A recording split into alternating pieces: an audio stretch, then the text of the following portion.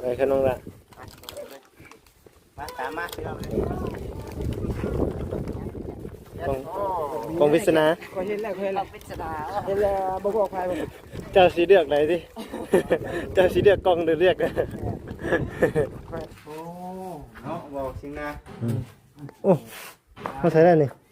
2 ลำพอเพียงพี่เลยน้องถ้วย2 ลำเด้อน้ำเย็นก็ให้มันบ่ทันมันหอดคนละ2 ลำนอนฝนเนาะจะได้กระเพาะอยู่บ่ข้างนอกน่าจะพอเนาะแต่ข้างในนี่บ่พอเนาะข้างในต้องเอามาอีกพี่น้องลองเบิ่งว่าคิดว่าสิพออยู่ลองมาก่อนเพราะข้างในนี่ยังไม่ทาเลยดิตัวนี้ยังบ่ต้องเอามาอีกถังนึงข้างในน่ะนี่เด้อาหารนี่เด้พี่น้องเอ้ยปลาทูกับสิ้นหมูสิ้นหมู3 โลเนาะแค่ป่านนี่พี่น้องเลยลองสีใหม่เลยนี่เนาะถ้ามื้อนี้บ่หรือว่าถ้ามื้อใดน้อยถ้ามื้อนี้บ่ดีได้ไว้เนาะ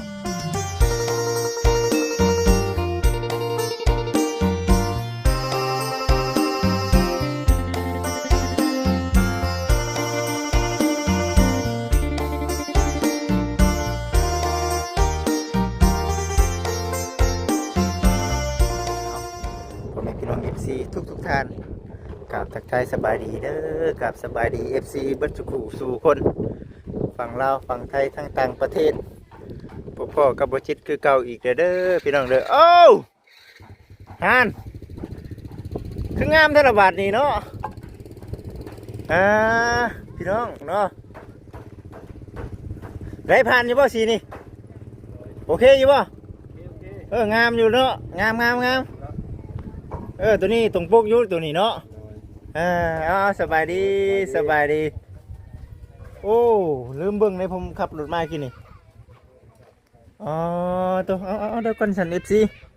สิพา FC รอเบิ่งมาแล้วนะอยู่ได้งามบ่งามแล้วคือบ่คือกันแม่นบ่ต่างอยู่เนาะจืดแล้ว4 ลังเป็นคนละ4เลยแค่นี้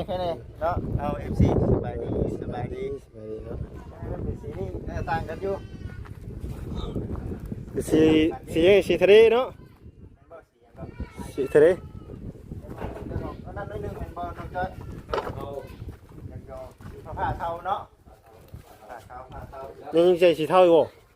มันสีนี้บ่กินน้องจ้อยสบายดีสบายดีมึงสลาสบายดีตัวเพิ่นก็อีกก่อนมันบ่บ่แก้วหรือช่องลมเราอีตามเราแต่บ่แก่ใส่เด้อบ่เอามาช่องลมเลยค่ะไปทิศเอาช่องลมมาแล้วก็บ่แก้วก็ซื้อมาแล้วเป็นบ่โอ้โหช่องลมแล้วซื้อมาเลยมีแต่เบิ่งไปน้ำกันทันได้ไม่ใช่เอาช่องลมอะไรป่ะลุยเ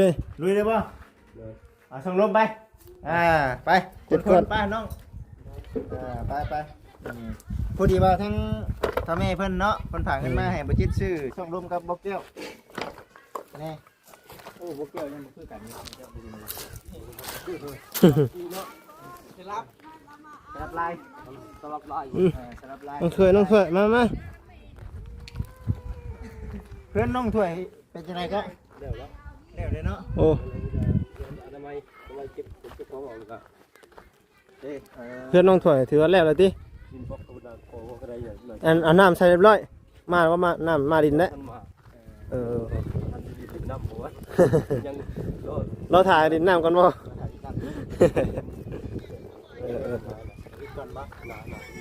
ใช่แน่นี่เนาะเดี๋ยวพี่เด้อเอาให้น้องชาดาตัวนี้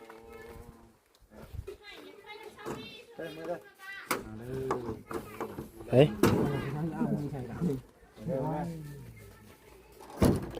สบายดีอีกเทื่อสร้างพุทธ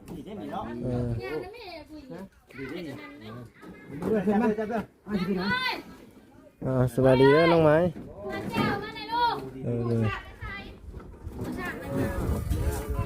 อ้มีเด็กอีกเนาะ เป็นได้ล่ะลงมาบ่ ไปหักคุณป้าก่อน ระวังเด้อ ไปหักคุณป้าก่อนโทรมาเป็นว่าเอาทรายมาลงอยู่นั่นมาเป็นมาสั่งน้ำ โอ้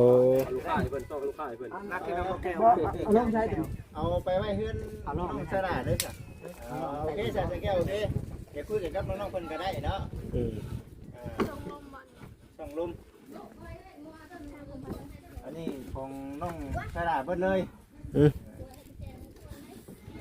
อันนี้บ่แก้วเนาะนี่ส่งลม มันนี่มีแต่ของลงสลัดทำเลยเนาะ มา นอกแข่ง บ่เตะแล้วว่าเนาะ ต้นคุมพวกปุ่นออกไปเต็ม เนาะ เก่งใครดีกับบอก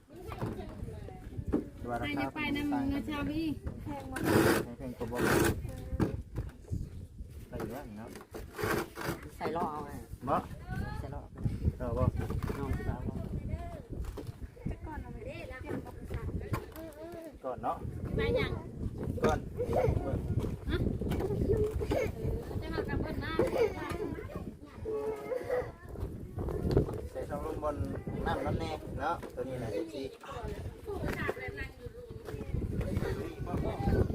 พากันกิน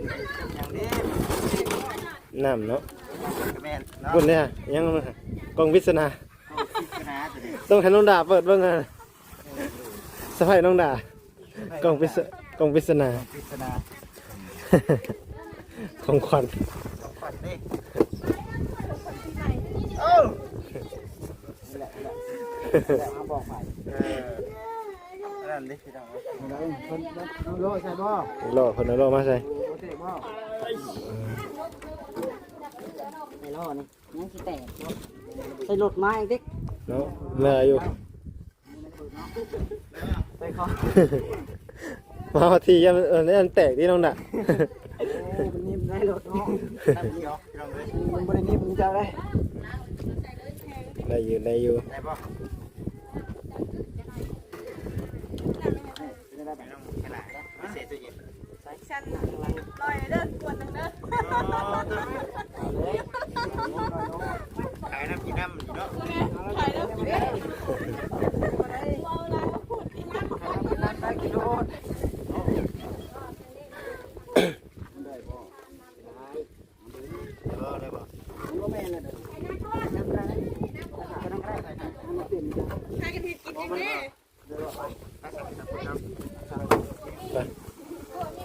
ไปขนมละ มาตามมาพี่น้องเลย กองวิศนา ก็เห็นแล้วเห็นแล้วพิจารณาเห็นแล้วบ่บอกใคร เจ้าสีเลือกไหนดิเจ้าสีเลือกกองหรือเลือก ใครได้ฮู้แล้วจะเลือก อืม มาวันนี้ไวเนาะยังพามาน้องเป็นเรียกวันนี้ยุดเล่น ไม่ได้ขายเยอะเนาะไม่ได้ขายบ่ลอยขาย เนาะ จนจะเบิ่งสีใหม่เบิ่ง จะลองดิ โอ้เดี๋ยวลองสีใหม่เลยท่าเลย เป็นอะไรนี่ดิถึงใจอยู่บ่ ใช่ไหมถามว่าติดใจอยู่ไม่ติดว่ะ ใจอยู่เนาะ โอ้มีขากล้องเนาะพี่น้องมันเลยก็ได้ดื่มขากล้อง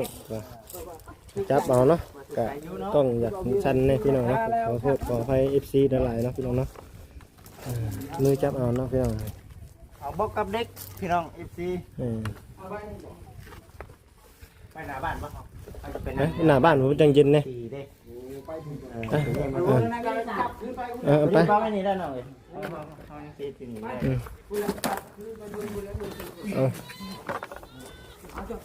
โยกแล้วบ่ช่วยกัน เฮ้ยผู้ช่วยเพิ่นว่าจัง ไปกินข้าวบ่ จะเอิ้นพี่ช้างนั่นน่ะ ก็ยิงข้าวยักษ์ทำพุทธ ไปกินข้าวกันไปทางพุทธ ไปไป รอมีไปก่อน ไปนี่ก่อนเนาะถ้าบ่สิได้บ่สิกินแล้วน้องๆมันกินแล้วนี่ถึงว่าสิ น้องท่านได้กินข้าวชุนบ่เวียงมาพี่อยากกินเผือน่ะก็ว่ากินเผือคนบ่แล้วกินข้าวแล้วเนาะ ข้าวเลยนี่ พอดีเพิ่นเงินเพิ่น โธ่ ก็เลยกินข้าวดีกว่าเพิ่นประหยัดใช้มันดีกว่าว่ามากินกับบ่แล้ว เย็นเย็นมาลำตัว กันเด้อเอาเบิ่งดูน้ำเดือดมันดูนะเอาเพิ่นดูโอ้ เนาะบอกสิงนะ โอ้มาใส่ได้นี่ สองล พอเพียงพี่เลยน้องถ้วย ำสอง องลืมเด้อ น้ำเย็นก็ให้มันบ่ทันมันหอ พ ด อคนละช่องลืม นอนพุ่นเนาะ เลย จะได้กับพ่ออยู่บ่ข้างนอกข้างนอก น่าจะพอ จะพอเนาะแต่ข้างในนี่บ่พอเนาะข้างในต้องเอามาอีกพี่น้องเอ้ย ลองเบิ่งว่าคือคิดว่าสิพออยู่ตามสิแต่ว่าลองมาก่อน เพราะว่าข้างในนี่ยังบ่ทาเลยดิตัวนี้ นะ เอานี่ ย่างเบิ่ง ต้องเอามาอีกครั้งหนึงข้างในน่ะ เพิ่นก็ว่าถ้าเบิ่งว่าตามนี้ลองเบิ่ง ขัดเนาะ ได้ช่องลืม งามอยู่ถือว่าได้เรื่อง ขาดอยู่ท่านไปกินข้าวไป ไปเอากิน ไปทางตลาดกินได้บ่ ยัง ใจดิ กินอะไรได้ฮะ คนกินมาได้เลยไป เนาะ เอาไปกินไปแล้ว กินได้ข้าวเช้า โอ้ยยังไม่ได้กินได้ข้าว เช้าก็สิเรียนวงเนาะ โดยตื่นขึ้นมาก็เห็นเวียกเลย ก็มื้อนี้ก็คือว่าได้ซื้อช่องลมมาให้แต่ว่าอยู่ในขั้นตอนของการก่อได้อันน่ะอย่าว่ามันจุเนาะบัดนี้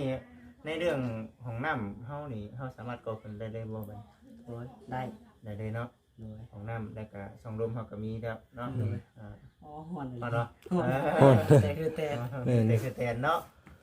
โอ้มันถึกช่วงแดดได้พี่น้องเอ้ยเนาะ มันเอ้าคือเป็นสิโต๊ะ เอ้าเฮงดีเลย นั่งก่อนโอ้ยพอดีทั้งเมย์เพิ่นผ่านกันมาชื่อเด็กนำแน่แต่ว่าเด็กน่ะคือทั้งสังเกลไปเอาแล้วเมื่อวานนี่เนาะแต่ว่าบ่จิตใจไปแล้วเนาะเมื่อวานนี้เรายังไม่ได้ใจบ่ เมื่อวานนี่บอกบอกคือว่าเพิ่นเอาให้เลยนะ บ่ เอาให้พี่ โอ้คือดีแย่เลย ให้พี่เลย โอ้ เพิ่นรับแต่เก่าแล้วทางเจ้เพิ่นเอาให้น้องหลาตลอดนะถ้าน้องหลาไปซื้อเครื่องน้ำเพิ่นแบบบางทีไปซื้อน็อตมันนั่น3ถุงเพิ่นเอาน้ำแค่2ถุง เป็นถึงลูกค้าแห้งดีเนาะเฮ็ดให้เฮาอยากไปซื้อน้ำเพิ่นเรื่อยเลยพี่น้องเอ้ยเนาะ แม่น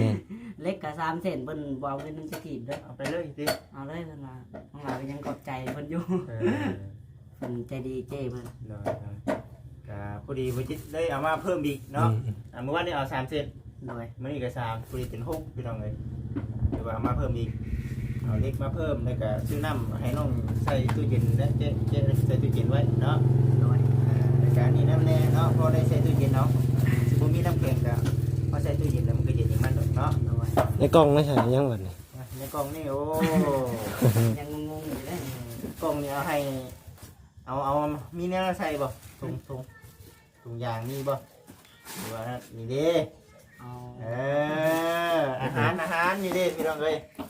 ปลาทูกับสิ้นหมูสิ้นหมู3โลเนาะแล้วก็ปลาทูโลนึงแล้วก็มันเล่นมะนาวมาให้กินเพิ่มได้ใช่ไหม นี่บ่กินแมงจักจัน กินเลยอ่ะ กับน้องเพิ่นไปติด กินน้ำบ่ โดย ใช่บ่ ก็พอกินอยู่ ยามนี่บ่ยามห้อง โดย คักอยู่ได้พี่น้องเอ้ยเนาะ แม่น ห้องยามนี่ห้องอยู่ในห้องยามจิตใจมันห้องเลย เจ้าดู เอ้าเนาะ ฮ้อนเลย เอ้า ถ่ายกล้อง กล่องคือแต่คือเต้น เคยเต้นบ่ได้แล้วนี่วะ เอ้า โคตรโหด ได้รังอยู่นี่ อยู่ใช่เย็น ก็โอ้ยมันเย็นเลย มือเย็นป่ะลมหนองมันมีป่ะถึงสิโดดน้ำนองก็ยังบ่เย็นนะเนาะ มีไพ่ยังมีพัดลมเนาะเริ่มไปติดเองกันเลยมีแต่ตู้เย็นเนาะลมยังว่านั่นเนาะก็สิว่านี่ก็ได้นี่แต่ว่าอันนี้ได้ก็เป็นเอาอดเอาก่อนเนาะ โดย อดเอาก่อน อ่านใช่ว่า หาได้ใช่เนาะอันนี้นั่นคือเรื่อง เอา ที่ ก็ซ้ำมาใส่กันก็ได้ ไปสร้างก็ได้เอามือเลยพี่น้องเอ้ยตัวนี้เนาะเอามือพอแบบสิได้หนีเวลาผู้ใหญ่เพิ่นเอาไปให้ผู้นั้นเด้อเอาก็เลยพอได้ใส่น้ำแข็งเลยก็มันจังบ่ยังบ่เน่าเนาะยามนี้มันฮ้อน เด้ต้องน้ำแข็งอันไว้ แต่ว่าบ่ใส่อันนี้ยันหมาดบ่แล้วนี่ แม่น เนาะเป็นหมักเล่นกับหมักนาวทำไมเพิ่นบอกว่าเอาไปให้น้องๆเพิ่นแน่เพิ่นโทรมาหาไปจิตช่วงลงตลาดเนาะนี่ดิ3 โลสิเนาะทำสิกินเนาะ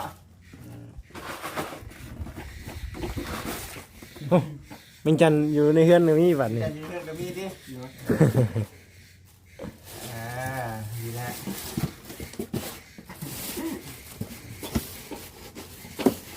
ม มื้อนี้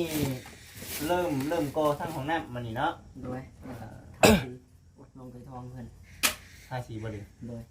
มันถอดทองมันทาสีอยู่ ที่แล้ว เอาเสร็จไปเนาะเอาไว้ทั้งสูงๆก่อนเดี๋ยวจึงขอบคุณทางสามีเพิ่นตามหลัง โดย เบิ่งทั้งน้องเพิ่นก่อน เอาใส่ตู้ได้ เอาได้แช่ตู้เย็นนั่นแหละ อืม มันจังบ่เสียไว้เนาะ แม่น กระบะมือกล้องไปดิเนาะเพื่อแต่ไป FC พ่อแม่พี่น้องโอ้เด้อพอจะเงียบเนาะนี่เนาะ ๆอ่า แค่ป่านนี่พี่น้องนี่ลองสีใหม่เลยนี่เนาะ อืม ถ้ามื้อนี้บ่หรือว่าถ้ามื้อใด โดยทาวันนี้ บ่ดีได้ อืม ไวดิเนาะ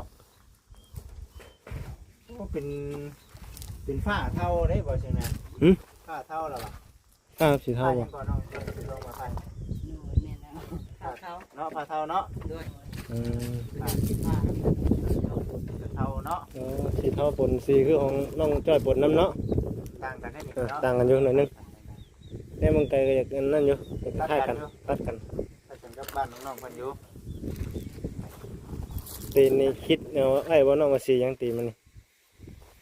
จังว่าติมีความคิดว่าได้ฉันเนาะนี่ก็บ่ได้คิดเด้อบ้านน้องใช่ล่ะ น้องดาว บ้านน้องดาวว่าเป็นแบบนั้นบัดเฮ็ดแบบนั้นออกมาบัดดูดีอีกแบบนึงเนาะ อืม บ้านอันนี้ได้อพี่น้องเอ้ยมีความคิดเห็นในใดเนาะถ้าหากว่าเฮามี ตีนเนาะ ต้องตัดได้บ่ เขาว่าสิตัดสีขาวยังเปื้อนไว้ บ่นั่นเนาะ บ่นี้บ่วันนี้เอาสี ดำมากเปื้อน สีขาวบ่ คือถ้าเฮาตัดขาวชุ่มเกินไปแล้วมันก็ดำเปื้อนนะ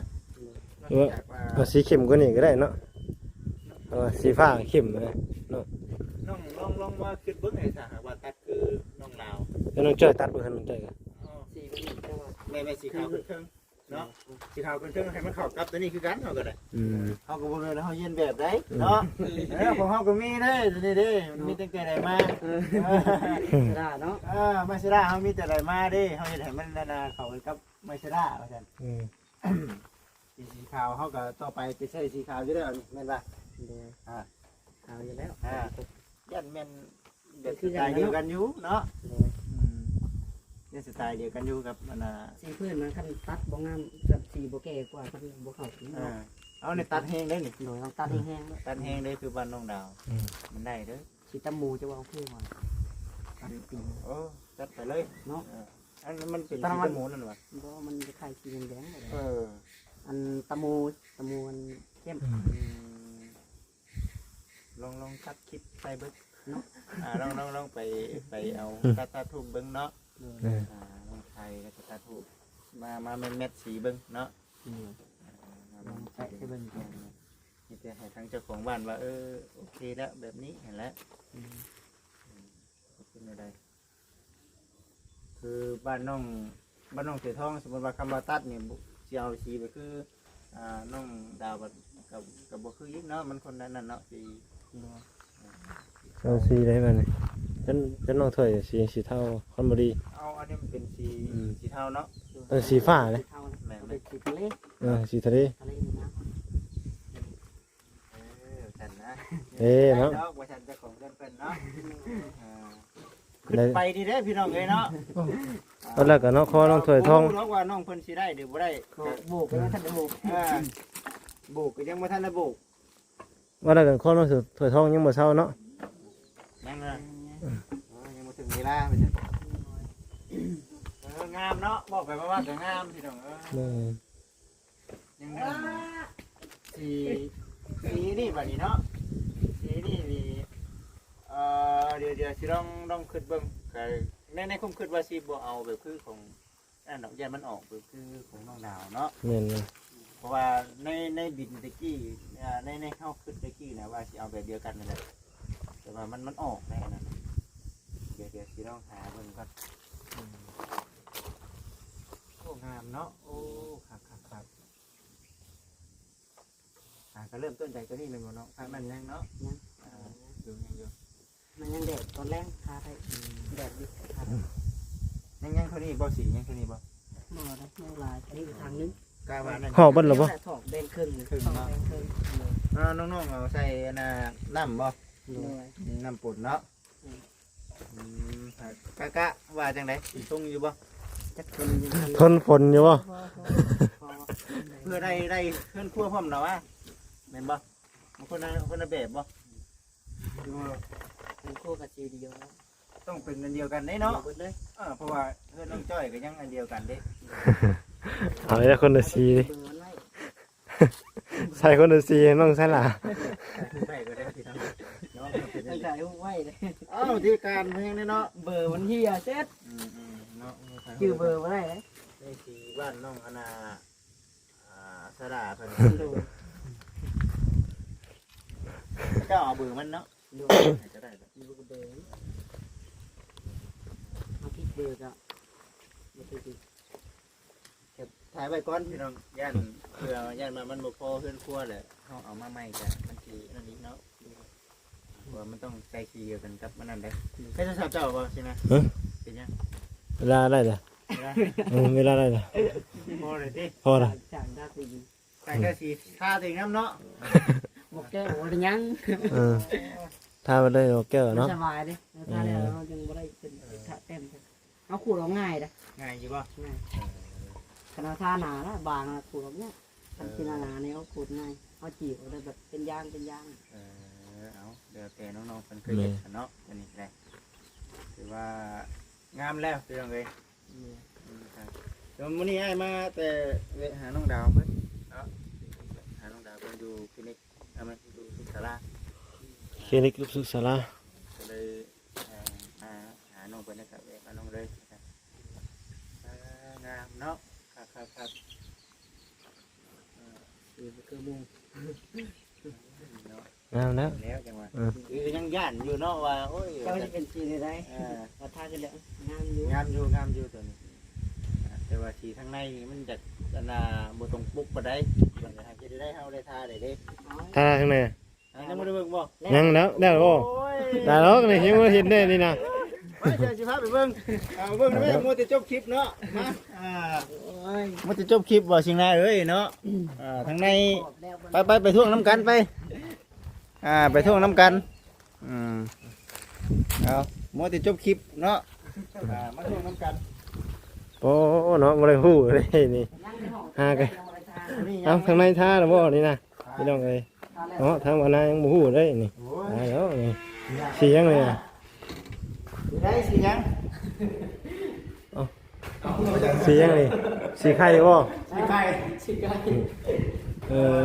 ไอ้ก็สิเกิดมิ้นกับมาอยู่งามอยู่แต่ว่าเขาต้องเบิ่งตากะโลเด้อบัดต้องให้เขาตากะโลที่เป็นคอมเมนต์กันมาว่าเป็นได้สีขาวกับสีนั้นมันจะเข้ากันนะ ทานแต่มื้อได้นี่นะ อุ้ย ลายมือ หลายมื้อเลย หลายมื้อเลย หาแล้ววันนี้แต่ว่าต้องพกตัวนี้นะไปเมื่อกี้คิดว่าเป็นคือสีเฮือน้องหมาด้วยนะสีนั่นแหละในคุ้มคิดของประจิตนะ อันนี้เป็นสีขาวนะ แบบมันเป็นครีมเนาะ โดย สีครีมในคุ้มคิดว่าจะเอาสีครีมมาเนี่ยนะมันเป็นครีมนี่เนาะ ไข่ ครีมไข่เลยเนาะ ไข่ได้เลย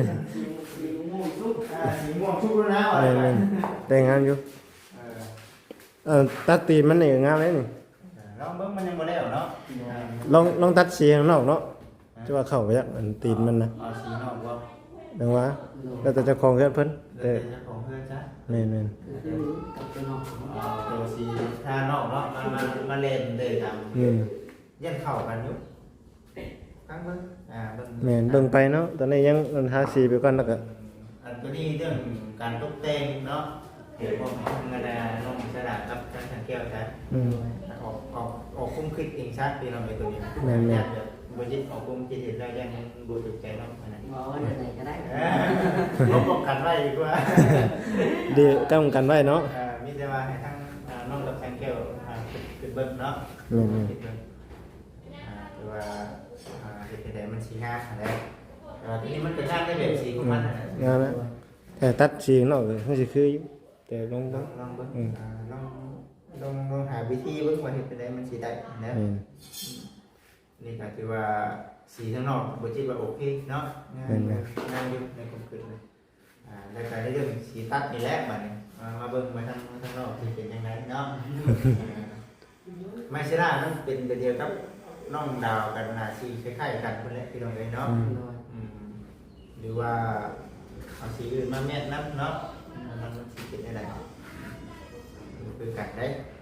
ในเดือนที่เอาสีอื่นมาตั้งแบบนี้คือการเนี่ยเนาะมันบุกเข้ากันเนาะมันบุกเข้ากันก็ไม่ใช่ล่ะเครื่องวุ้น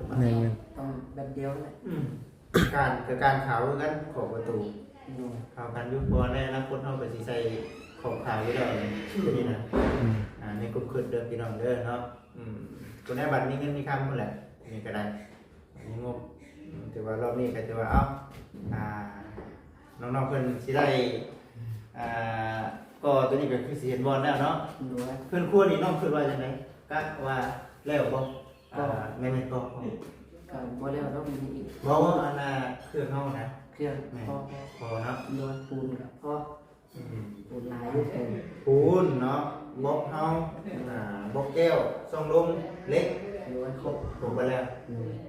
รุ่นพี่น้องบัดนี้เนาะ แต่ถ้าแล้วบัดเดียวเนาะเบิ่ง เห มั มื น อนกันแล้วก็จะเป็นในเรื่องบ้านน้องถือทองนี่ก็ยังอันนั้นอยู่เนาะต้องได้หาพวกอนามัยมันเนาะ นวลวันแรกหลังแล้วงานไปละได้ก็ได้ เอาใกล้เดี๋ยวได้ใกล้ เพ สิ ราะ มา ว่าเนี่ยน้องไม้เพิ่นบ่มีเคยบ่มีหยังเลยบ่มีญาติพี่น้อง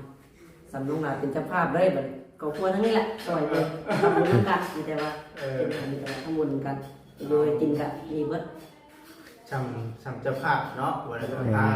พาเฮ็ด โดยพ่อกับแม่นะ พาเต้นพาเล่นพาทำกันก็จะเป็นครอบครัวของน้องๆเพิ่นมันคือ FC เห็นนั่นแหละเนาะเราแบบยากเลยก็เป็นอย่างนี้เนาะ โดยว่าเพิ่นบ่มีญาติพี่น้องเด้เคยหยังก็บ่มีบัดไผสิมาคนอื่นเขาบ่มาแล้วเนาะ แม่เพิ่นมีแต่เฮาเองบัดแล่นซอยกันคนใกล้นั่นนะ ตัวนี้ก็เอาเป็นกำลังใจให้ทั้งน้องๆคือกันเนาะสู้ๆแต่ว่าเริ่มแล้วมันบ่เริ่มเฮ็ดนะ เลิกมื้อนี้ก็ว่าสิชวนไปหาพื้นหาหยังอยู่ เพิ่นก็เริ่ม ไปหาพื้นแล้วมื้อหาพื้นมาใคร เบี้ยก็คือสิได้ หยังแล้ว เจ้าบ่มันจังบ่เบี้ยบ่เนาะ โดย ตามสภาพในเฮ็ดได้เฮ็ดใดที่ว่า คอยเฮ็ดไปเนาะ การเรียนครับเรียนที่ว่ามันสำคัญก่อนเนาะ โดย เอาท่านประเด็นเนาะคือสิประมาณนี้ โดย คลิปนี้ก็จะได้จบก่อนแต่ว่าก่อนอื่นกันทางน้องเป็นกลุ่มคนทางทำไมเพิ่นซื้ออุปกรณ์มื้อนี้แล้วก็ซื้อสิ้นหมูเนาะได้อยู่กินแรงเฮานี่แหละมื้อนี้ก็ได้โอเคน้องเลยเนาะ โอ้ยจังใดก็ทางลูกขอบมุกขอบใจทางแม่เด้อที่ซื้ออุปกรณ์และเครื่องเฮือนให้ลูกมันในมื้อนี้แล้วก็อาหารการอยู่การกินก็ขอให้แม่อยู่ดีมีแรงสุขภาพร่างกายแข็งแรงความเจ็บบ่ได้ความไข้บ่มีแม่ปรารถนาจังใดขอให้แม่ได้สิ่งนั้นแม่สา สาธุ ข สาธุ อบใจทางวัดจิตนำเด้อไปใส่มาใส่ให้เดินทางตลอดปลอดภัยได้บัดนี้แรงใดก็บ่ให้ค่ามากแรงบ่ให้ข้องให้เดินทางตลอดปลอดภัยอะไรซะ สาธุเอาลง ไปซะน้องมีแต่ว่าน้องตามสบายเลยเนาะพักผ่อนที่ตรงไหนมันเฮาในช่วงนี้ก็ได้ ฮ้อน เนาะโอเคเนาะสบายดี สบายดี สบายดี สบายดี ไปพี่น้อง FC ตอนนี้ปัจจุบันนี้ทั้งน้องๆเพิ่นเนาะกำลังอันนี้เด้อน้องเด้อจะเริ่าลืมเซเด้อตัวนี้เด้อเซตัวนี้เอาคืนเมื่อ จ้อง จ้องอยู่เนาะน้อง มันได้รอสิแล้วบ่นี่ ได้เซอยู่บ่เย็นอยู่บ่ล่ะสิเย็นๆอยู่เนาะบ่ยิดเอาเข้าไปทางในเด้โอ้คักแล้วพี่น้องเอ้ยบาดนี้เนาะเริ่มแล้วใกล้สิงามแล้วเอา FC ทุกท่านเอาดีใจน้ำจันเนาะดีใจน้ำน้องดาวน้องไซร่าน้องสวยทองน้องจ้อยน้องไม้เพื่อนซานตันเป็นเพื่อนน้องไซร่านี่ครบเนาะครบทุกอย่างดีใจน้ำเนาะดีใจน้ำมีแต่รอรุ่นเด้อพี่น้องเด้อเนาะเราเบิ่งเราชมไปน้ำกันว่าสิเป็นจังไรเครื่องอุปกรณ์บัจิตซื้อมาเป็นเด็กเนาะเป็นเล็กแล้วกับเป็นปูเป็นเล็กเป็นช่องลมเนาะบล็อกแก้วซื้อมาให้น้องเพิ่นแล้ว บ้านนี้เป็นบ้านเนาะน้องเถื่อทองได้ถ่ายให้กับแม่เบิ่งก่อนเด้อแม่เด้อแล้วแม่เอ้ยแล้วตัวนี้ดูแล้วคักแล้วแน่แล้วFC เอ้ยตัวนี้ก็ถือว่าโอ้ยงามเนาะงามคักงามแน่มีแต่ว่าน้องๆเพิ่นสิอนามัยเนาะอนามัยแล้วก็ตกแต่งพื้นมันเล็กๆน้อยๆแล้วก็สิเอาน้ำมาบ่มบัดนี้เนาะแต่ว่าตัวนี้ก็อยู่ในขั้นตอนของการโบกเด้อพี่น้องเนาะแต่ว่างบในการโบกเฮายังบ่ได้มีดอกแต่ก็ลายยังลายอยู่บ้านน้องเถือทองก็ได้เป็นประเภทพวกประตูโบกเทยังหลายแล้วก็บ้านน้องสลานี่ก็แล้วในการก่อแต่ว่าในการโบกเฮานี่ก็ยังในเรื่องเฮือนครัวเนาะภาษา FC สิในนี่แหละรอติดตามรับชมต่อไปเนาะรุ่นรับชมไปนำกันเด้อ FC เด้อเนาะสบายดีขอบคุณเมย์เด้อ